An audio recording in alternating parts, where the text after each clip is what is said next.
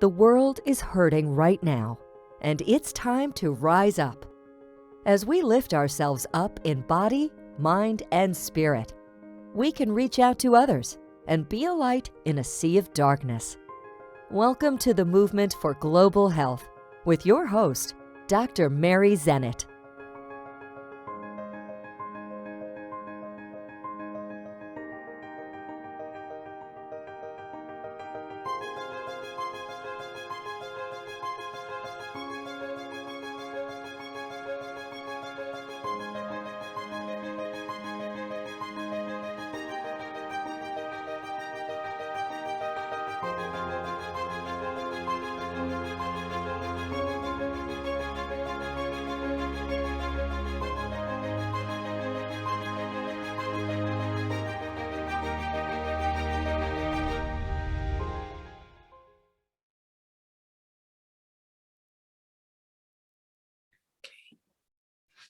Suki Jeffries spent 35 years in corporate America in technology. She retired in 2018 and traveled with her husband and friends in her motorhome. After a year, she embarked on a different journey, and Courage Rises was born. Suki is the founder and CEO of Courage Rises. She is an accredited behavioral superpowers coach. She is a life coach and a courage expert. And Suki, it is an absolute privilege to welcome you today. Thank you, Dr. Mary. I'm so glad to be here. I have enjoyed all of our other conversations, and I thought this would be just a great follow-on to some of those.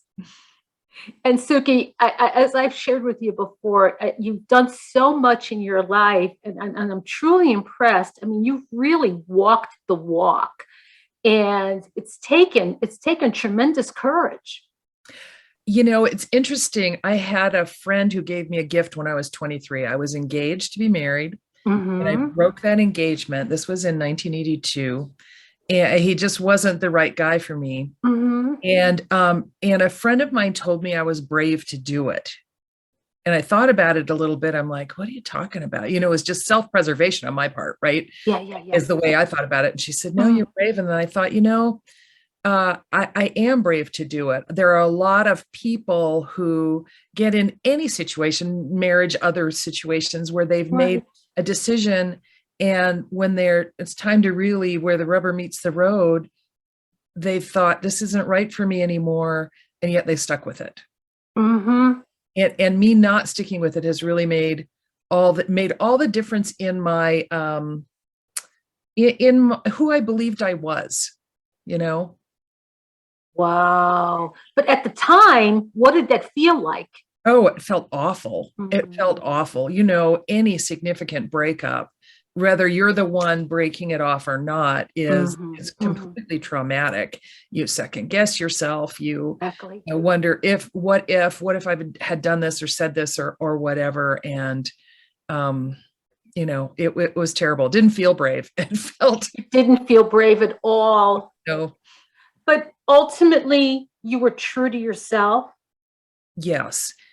I knew that wasn't, I really knew in my heart that wasn't the right person for me. And, society expected me in 1982 to, had been lucky enough to go to college. Go to college, get married, live happily ever after. And, I decided not to do that right then. Right. And I think that's a huge message for our listeners. Is when they're at that fork in the road. Oh gosh. Really just don't jump, take a really careful inventory and sit with the decision. Oh, I agree. And, back in the day and even until recently, I was very impatient with decisions that I would make. I'm like, okay, I'm just going to decide and get on with it. You talked earlier about how I'm an accredited behavioral superpowers coach. And my profile is spontaneous take charge influencer. So the spontaneity and the take charge has to do with being comfortable with that, Yes. the outcome of your decisions, and the spontaneity is like, let's just get this done, Exactly. and so I would be, really like, I've decided I'm going to stick with it. And that's not always the right answer. And it's hard to listen to yourself, especially when there are other expectations working on you. Could be family expectations, societal expectations, expectations of your closest friends. It's hard to say, no, I'm not doing it. It is. It Mhm. is. And because that's your support system. It is, right. And it's really important to have a support system. Mhm. And I would go so far as to say, when you're making those decisions and you feel like it is right for you, and people are pushing you to do something else, Mhm. not supporting you, that you need to go and find people who get you and understand why you're making the decision and can support you through it, even when it's hard, even when you're Wow. crying your eyes out, even when you're, Mhm. Mhm. people who will Absolutely. be with you and say, okay, yep, you're fine. You're going to be fine. You're going to be fine. You're Yeah. going to be fine. And, we talked about courage. You got to have, it's like you have fear, then you have courage. Yeah. This delicate balance. Now, what does this all have to do with our health? Oh my goodness. Having some agency in your decisions and doing things that are right for you Mm-hmm. will help you move forward.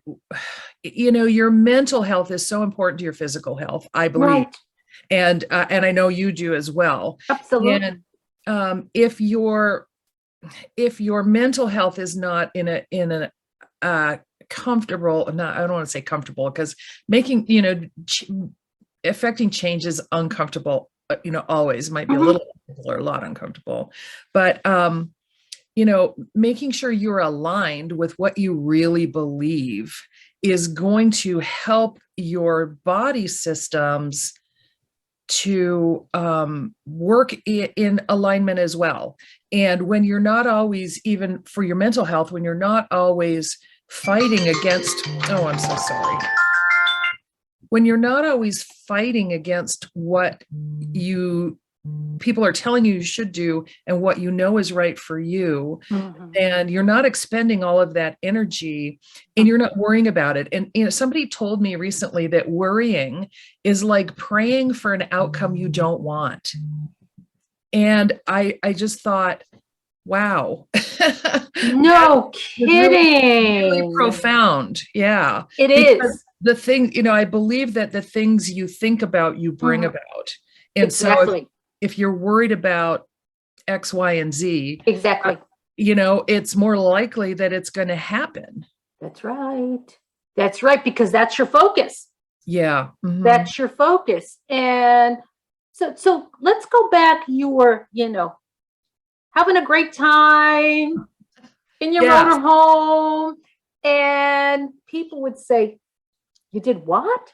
Well, yeah. So I was doing the typical retirement thing, as I was just having fun. It was, I don't want to say aimlessly, because I was aiming for joy and fun and, Absolutely. all of that stuff. But after a year of travel, and, I said yes to every invitation that came around. It's like, oh, we finally have time. Let's get together. Let's play. Bye. And after a year, I thought, I don't think this is really sustainable. I feel healthy. And I was only 59 at the time. And so I felt healthy, and I thought, can I do this for 30 more years? And even given that, we slow down when we're maybe in our late 70s and 80s, I thought, I want to do something more. I had worked in corporate America for a very long time, and I was good at it. But it was always for someone else. I had entrepreneurial experiences along the way, but mostly it was always for someone else. And I thought, I want to do something for me. I want to do something that I am ultimately suited to, something that's in alignment with the way I think, with the way I want to live my life, and something that's really going to bring passion and joy. Right. And so I was a in direct sales just for fun. And I wasn't very successful at it because I wouldn't ask people to have, parties and join my team and all of that kind of stuff. And so I thought, well, I need some help to get me over those humps to build a bigger business and have fun and see, maybe I could give the money to charity. I don't know, and I started in doing some personal development work, and it has changed my life in a most amazing way. And most of my friends, are like, you are crazy. Why don't you have more time? Like, I've thrown myself into this. I built this business from scratch after an exercise in which my coach was asking me, well, what's unique about you? And what have you always wanted to do? And then the behavioral superpower component, I'm an influencer, which means that, people are drawn to me, and I am drawn to communicate with people about things that I'm excited about. And I said, I really want to touch hearts and minds by being a coach. And she said, okay, do that. Why don't you do that? And I just decided right then it was going to be about courage because of that gift that a friend had given me when I was 23, which was more than 30 years prior.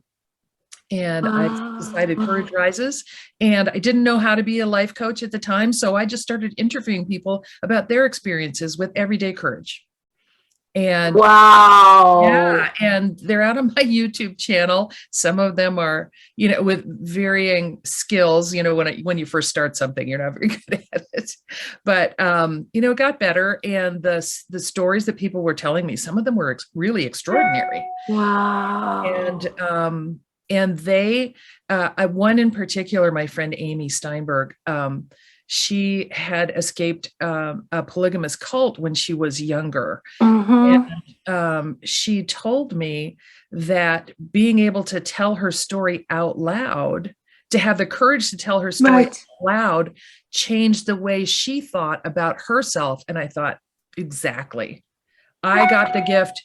I want to give the gift. You learned so much. And you opened all those doors for people to hear their story, to validate their story. To hear their own story and to hear it. Exactly. And to have it reflected back in the eyes of someone else, because so many times we make brave decisions about whatever. I mean, that's right. Bravery and courage is really dependent on the person. Some people, it's really brave to get out of bed in the morning, and some people, they'll jump out of planes like easily, right?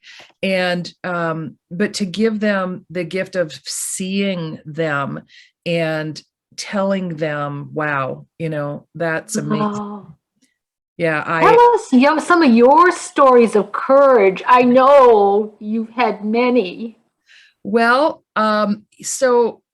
it's really interesting because what I thought were my stories of courage on the surface are still stories of courage. But as I've been building my own business, I have delved into the courage to have the kind of self-confidence that it takes to build a successful business from scratch. So those are some of the ones that I'm holding near and dear to my heart right now. But they're, one of the stories is because my friend had told me I was courageous at 23. When I turned 30, I was working in technology, and a company from Australia came through and said, we're putting up a big project in Melbourne, Australia, using this software package that you are a specialist in. And, do you want to come down there and work? And I thought, well, they speak English. I'm single. Why not? If not now, when? So I just jumped in with both feet. I interviewed, they gave me a job, decided I would go. I didn't know anybody. It turns out that I did know one person when I got there, someone else who had taken up the challenge. But I didn't even have the presence of mind to be afraid until I got there.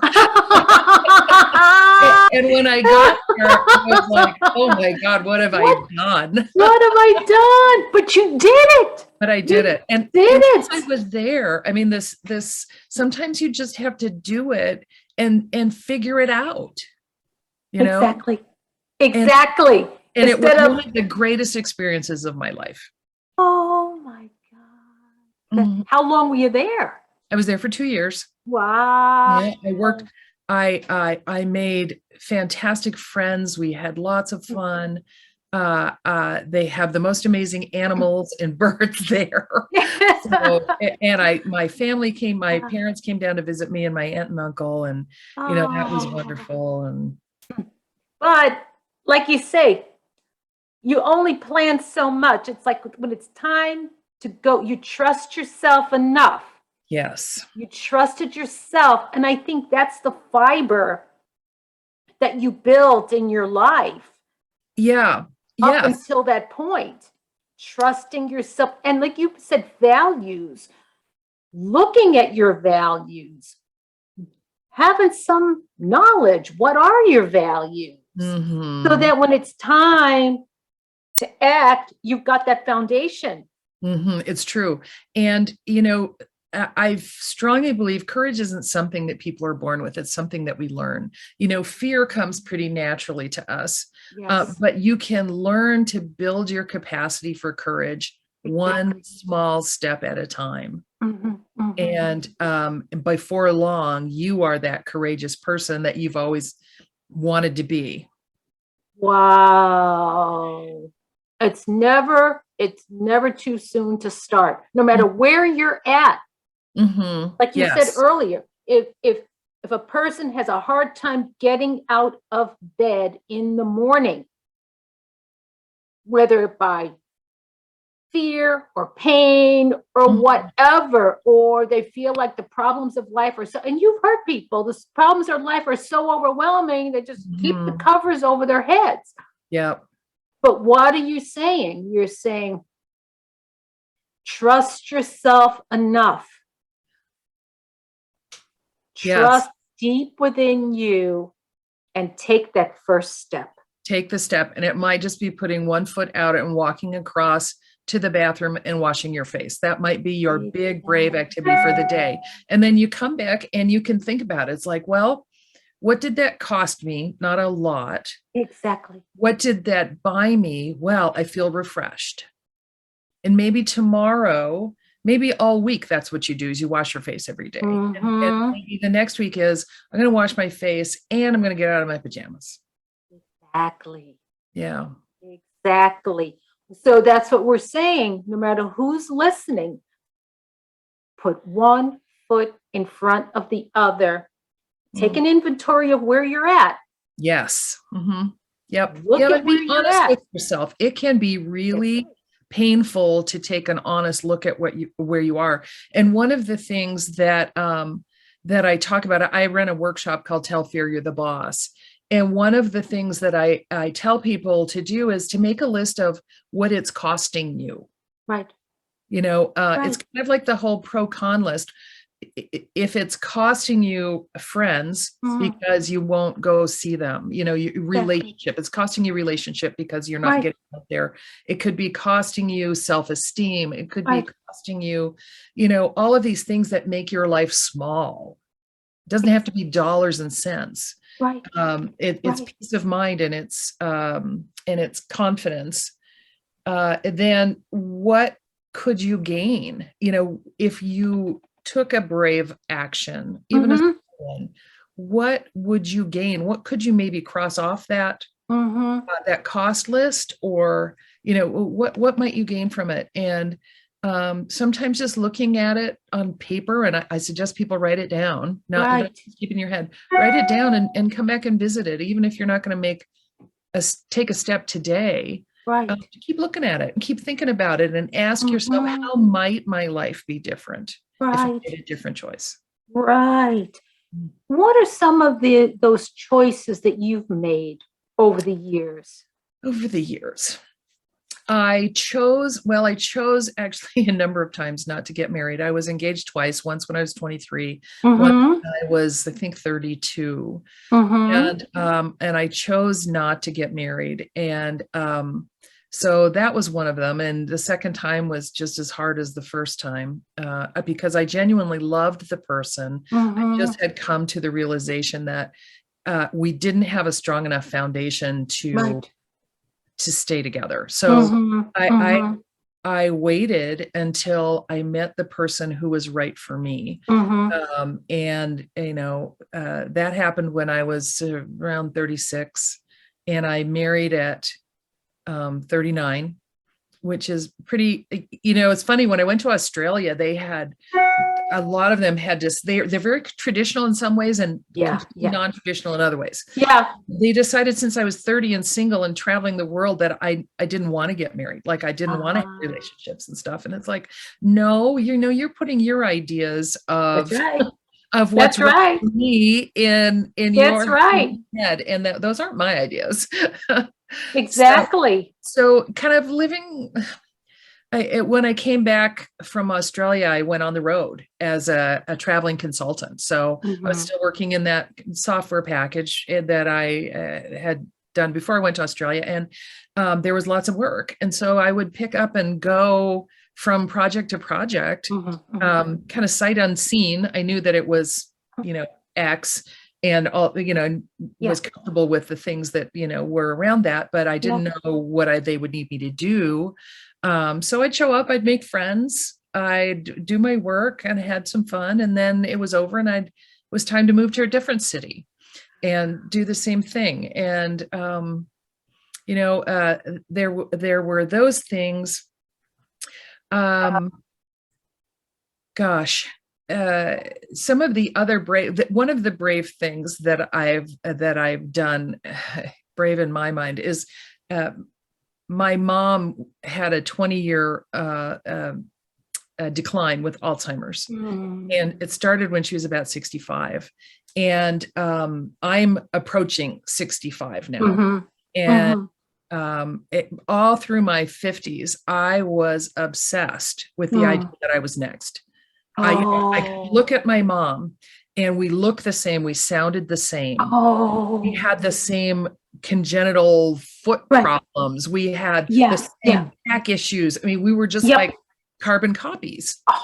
And so in my head, that meant that my brain was a carbon copy of hers too. And watching her decline for so long, I was just obsessed. Like, every time I'd forget a word, and that when you get above a certain age, everybody Absolutely. words, right? I was certain it was me, and it really dominated all my conversations. It dominated the plans that I would make for my future. It's like, oh, well, when I lose my mind, I'm not going to be able to do that, so I'm not going to do it now. And I finally, I just I couldn't live with the fear of that anymore. So I said I had to do something, regardless of, I didn't know if it was going to help or not, but I found a cognitive therapist near me who did baseline cognitive testing. And I was pretty sure she was going to tell me, you are a wreck. And she didn't. She said, you know what? For your age, you are at the high end of normal right now. And this was when I was 50, maybe 53. So Yeah. she said, you're up in the high end of normal, except for this one area. Right.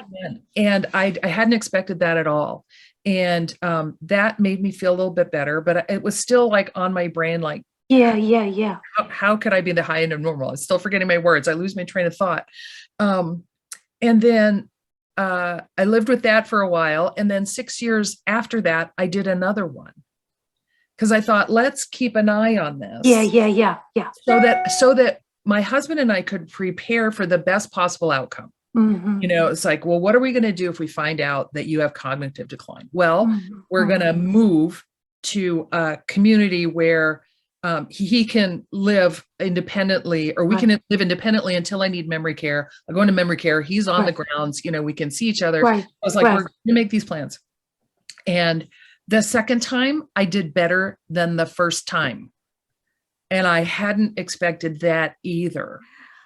And that kind of put my fears to rest. It's still Wow. there. We still make plans. Every Mhm. once in a while, I still say, I don't say when I lose my mind. Now I say if I lose my mind. Mhm. And Mhm.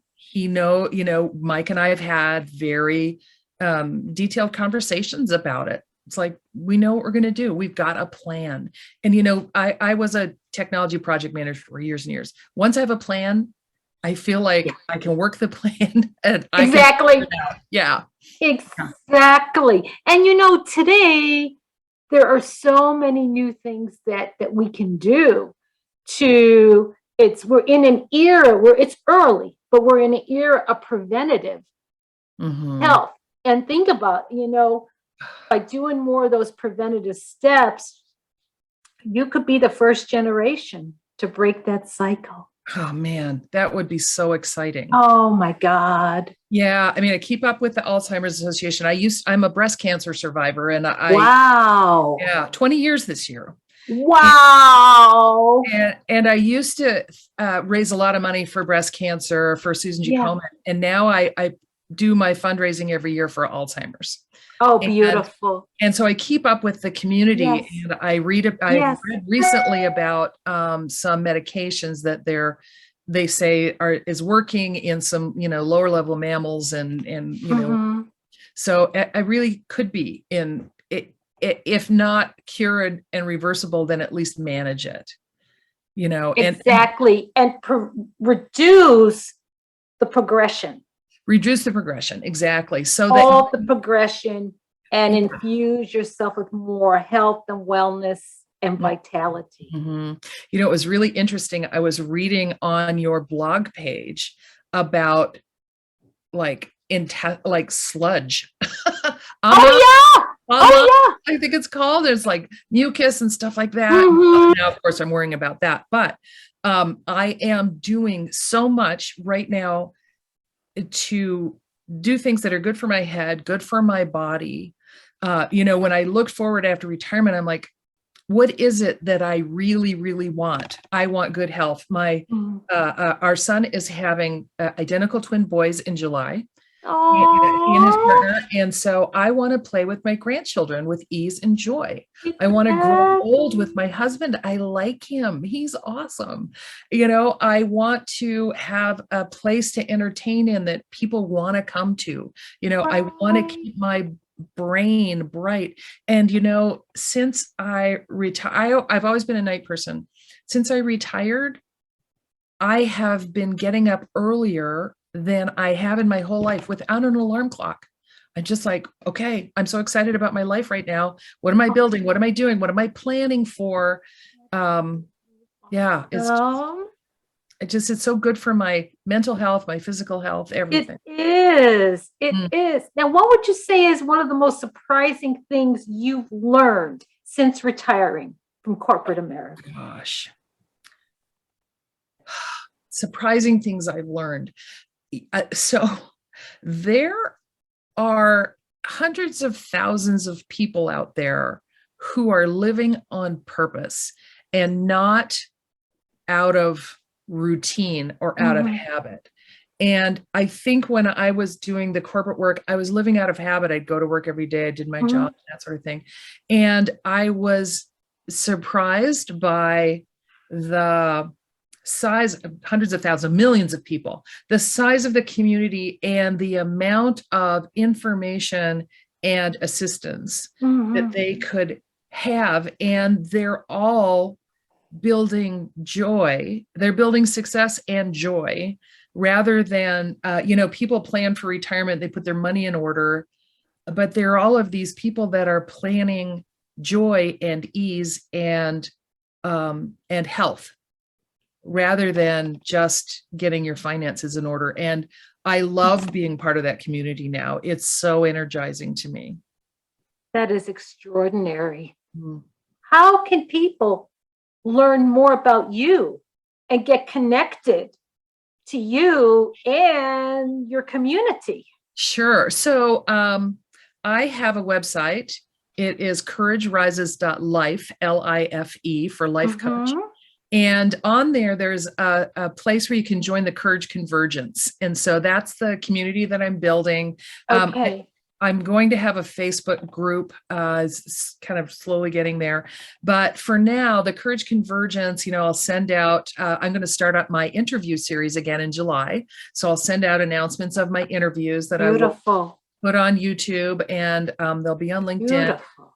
And I would love to just talk with people. So the way to get into, working with me, if that's what you want for yourself, we start with just a free discovery call. It's like, why do you want to do this? And, what brings you here? And then we have a clarity call, and it's 2.5 to 3 hours. We talk about your behavioral superpower, like behaviorally, what your profile is like. So the things, I think you'll find that as you look back on your life, you're like, oh yeah, that was me then when I was little and when I was teenager. Yeah. So we'll talk about that, but we'll also talk about what motivates you and what you really want. Like, have the courage to dream something amazing for yourself, even if you don't know how you're going to do it. Like, so you'll come away with a vision statement, your motivators, and an understanding of your behavioral powers. And then we decide if we want to work together. I found that the minute I decided what I wanted to do and started moving towards it, all these crazy fears came up. Fear, imposter syndrome, and like, why would people want to listen to me about that? And if you're building something completely new, that change is hard. Your brain's trying to keep you safe, right? But it's like 10,000 years ago safe. Like, you don't want to get burned or eaten by a dinosaur, or something like that. Exactly. Our brains haven't caught up to the modern world yet. And so they just keep trying to keep you safe, but in a kind of primitive way. And it brings up all this fear. So, I help with that. That is so significant. So for people listening, what is it? Is there an age range of people that you work with, or people in a change? It could be a young person in a change of life. It could be any major change going on. It could be getting out of college and trying to decide what you want to do with your life. Yeah. It could be, some people, especially during the pandemic, they lost their jobs, or they have started reimagining. So many people resigned during COVID because they realized they didn't want to do what they were doing. And so, if you're at that point, my real soft spot is for women my age, like at or nearing retirement age, who want to envision their future and build it. But the skills and the information and the internal work is the same for anybody going through any kind of change. Yeah. Wow. What a gift you offer people. Oh, thanks, Mary. I'm so energized by it, and the people I've met are just fantastic. That is so awesome, including yourself. Oh, thank you.